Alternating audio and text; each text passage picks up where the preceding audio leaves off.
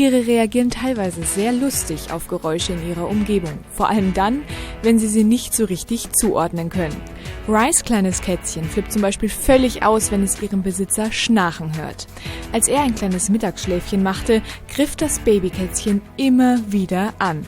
Gleichzeitig sieht man der Katze jedoch deutlich die Verwirrung an.